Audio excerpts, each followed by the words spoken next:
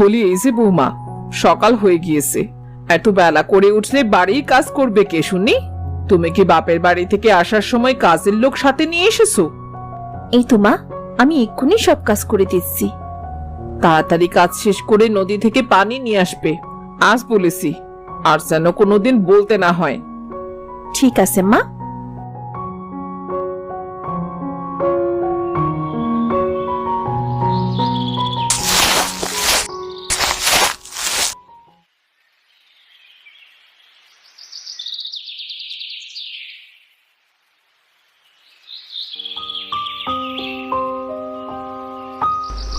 মা, সব কাজ শেষ হয়ে গিয়েছে মা। সব কাজ শেষ মানে? রান্না কি তোমার মরা মা এসে করে দেবে? ছেলেটা আমার কি দেখে সেই গরিব মেয়েটিকে বিয়ে করলো? মনে করেছিলাম ছেলেকে বিয়ে দিয়ে আমার অভাবটা একটু কম হবে, কিন্তু তা তো না।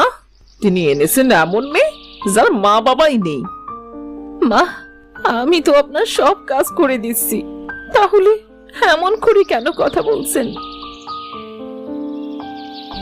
মা তো ঠিক কথাই বলছে। আমি আমার বাবার বাড়ি থেকে কত সবকিছু নিয়ে আসি, তুমি তো থাকতে চাচার বাড়িতে। যাই হোক, এইভাবে বলে লাভ নেই। এ নাও, এই কাপড়গুলো তাড়াতাড়ি ধুয়ে পরিষ্কার করে দাও দেখি। ভাবি, রান্নাটা শেষ করে কাপড় ধুই। ঠিক আছে, তাড়াতাড়ি যেন রান্নাটা শেষ হয়। আর ওই যে গরুটা রাখা আছে, ওকেও খেতে দিতে হবে। পাশে খড় আর ঘাস রাখা আছে। আজ সব বলে দিচ্ছি, তুমি নতুন তাই, কাল থেকে যেন আর কিচ্ছুটি বলতে না হয়। এই বলেই যে যার মতো ঘরে চলে যায়। রূপা তার শাশুড়ি আর মালতীর কথা মতো রান্না শেষ করে, আর তারপর গরুকে খেতে দেয়। সব কাজ শেষ। সারাদিন কাজ করে শরীরটা কেমন ব্যথা করছে, এবার ঘরে যাই।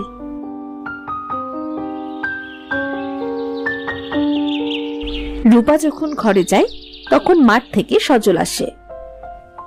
গিন্নি, ও গিন্নি, কোথায় গেলে তুমি? আজ যেন রোদটা একটু বেশি পড়েছে, সূর্য যেন পাল্লা দিয়ে আলো দিচ্ছে।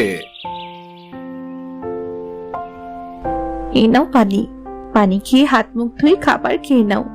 সকালে তো সূর্য ওঠার আগেই মাঠে চলে গিয়েছো। বৃষ্টি না হওয়ায় ফসলের মাঠ সব ফেটে গিয়েছে, তাই কোনো ব্যবস্থা করতে পারি কিনা দেখতে গিয়েছিলাম। তোমার সাথে তেমন কোনো কথা বলতে পারিনি, কিছু মনে করো না গিন্নি।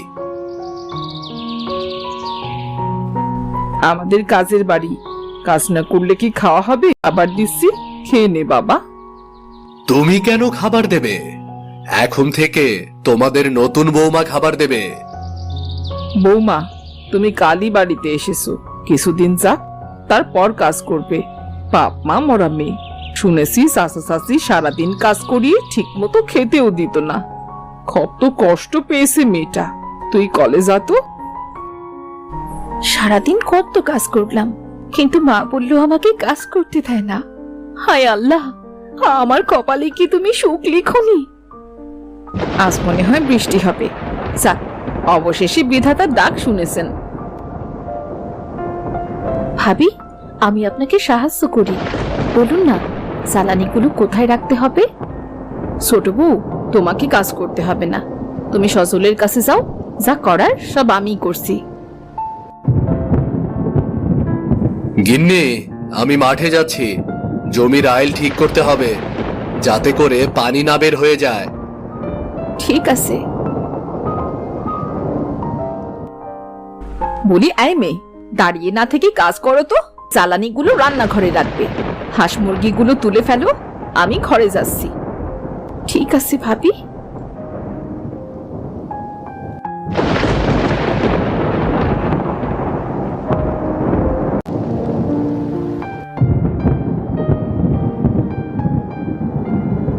রূপা সব কাজ শেষ করে, আর এমন সময় বৃষ্টি নামে। এত জ্বালানি একা তুলে শরীরটা সে বড্ড ব্যথা করছে। এরপর সারাটা দিন কিচ্ছু খাইনি, সেই সকাল থেকে কাজ করছি। এখন যে সন্ধে হতে চলল, কিন্তু কেউ তো আমায় খেতে বললো না।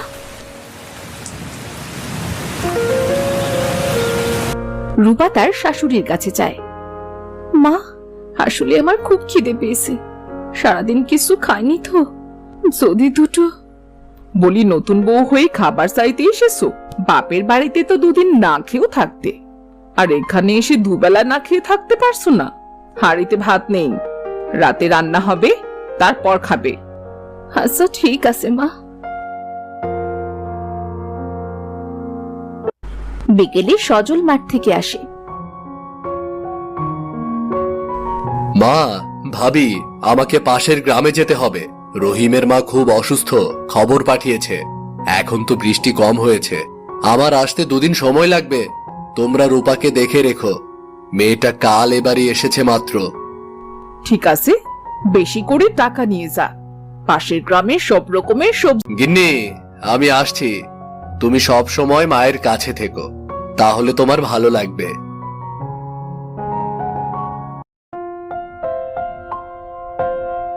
পরের দিন রূপা রান্না করে রেখে আসে।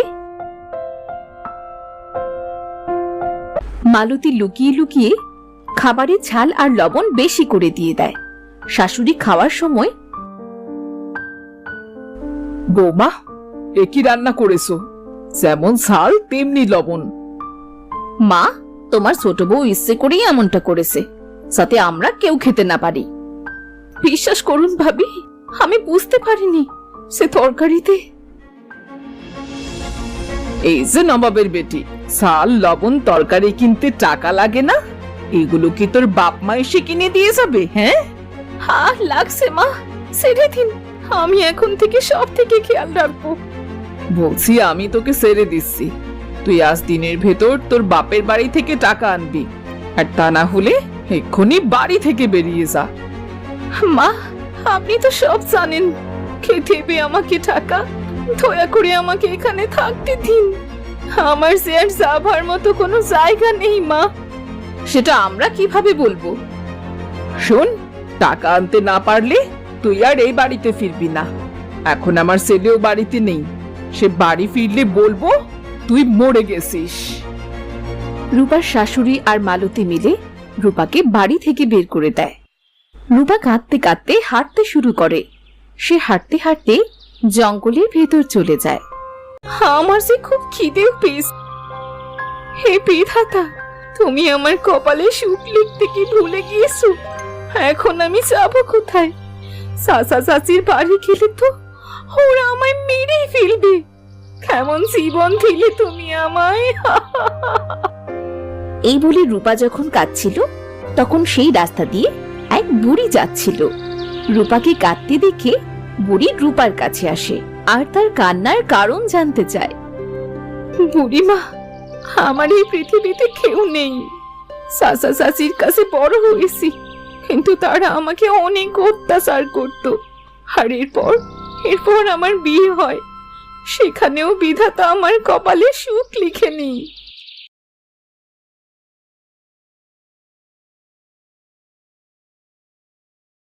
তোর কষ্টের কথা শুনে আমার চোখে পানি চলে এলো রে। এই নে মেয়ে, এই মুরগিটা তুই রাখ, এই মুরগি তোর সব দুঃখ দূর করে দেবে। বুড়িমা, এটা তো সোনালী মুরগি, কি সুন্দর দেখতে, একদম সোনার মতো চকচক করছে। এমন মুরগি তো আমি কখনো দেখিনি বুড়িমা। এই সোনালী মুরগিটা সাধারণ কোনো মুরগি নয় গো মেয়ে। যখন তোর ওপর সবাই অত্যাচার করবে, সোনালী মুরগি তোর সাথে কথা বলবে, তোর বিপদে সব সময় পাশে থাকবে। সত্যি বলছো বুড়িমা? হ্যাঁ রে মেয়ে, সত্যি বলছি আমি। আমি আসি তবে, তুই এখন তোর শ্বশুর বাড়ি ফিরে যা। রূপা, আমি একটা সোনার ডিম দিচ্ছি, তুমি এটা নিয়ে তোমার শাশুড়িকে দেবে। দেখবে তারা তোমাকে আর কিচ্ছু বলবে না। সোনালী মুরগি, তুমি সোনার ডিম দাও? হ্যাঁ, তবে সব সময় নয়। এই নাও সোনার ডিম, এই ডিমটা নিয়ে বাড়ি চলো।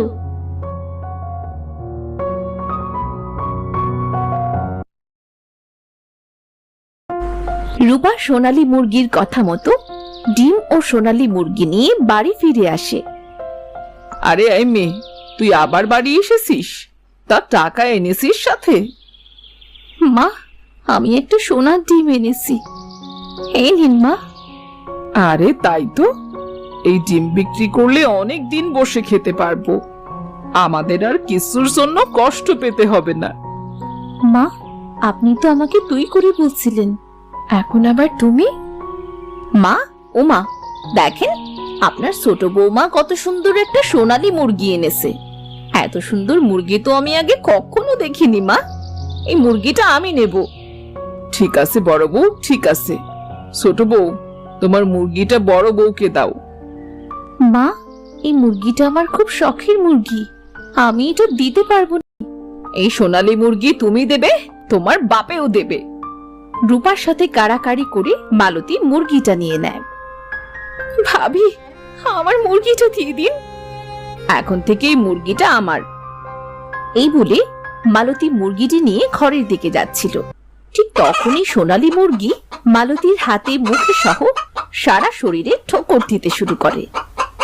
বাঁচাও, কে আসো বাঁচাও, এই বজ্জাত মুরগিটা আমাকে মেরে ফেললো, বাঁচাও। আই বজ্জাত মেয়ে, কি মুরগি এনেছো তুমি? মেয়েটাকে তো মেরেই ফেলবে।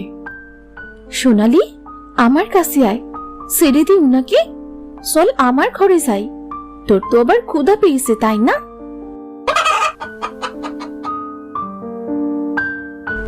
মা, এই মেয়ে ইচ্ছে করেই 10 সাল মুরগিটা এনেছে, যাতে আমাদের উপর প্রতিশোধ নিতে পারে। বড় বউ, শান্ত হও তুমি। মুরগিটা হঠাৎ এ বাড়িতে এসেছে, তাই এমন করছে। দাঁড়াও, আমি গিয়ে ওকে কাজ করতে বলছি।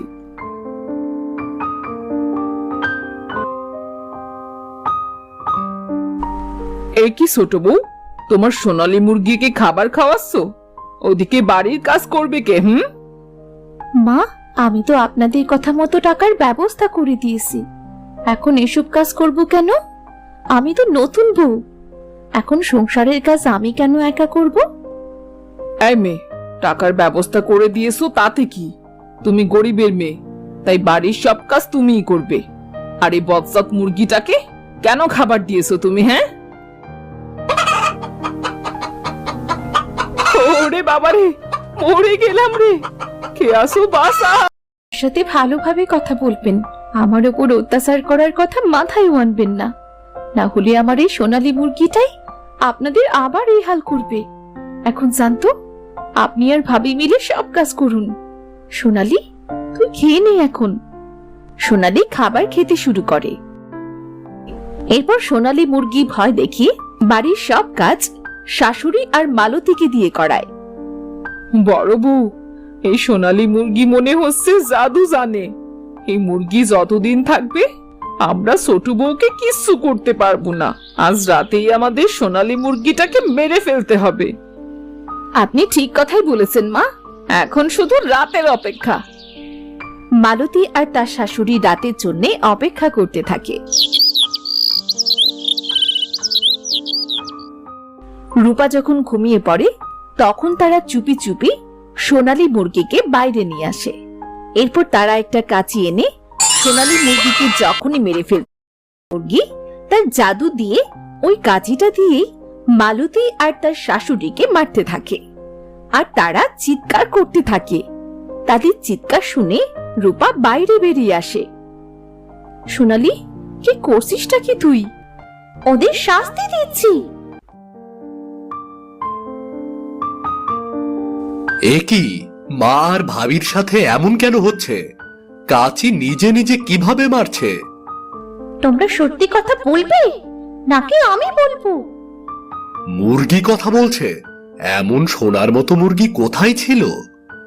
তোর বউ আমাদের মারার জন্যই মুরগি এনেছে। সত্যি না বললে কাজী তোমাদের মেরে ফেলবে। বলছি বলছি, তার আগে আমাদের মারতে মানা করো।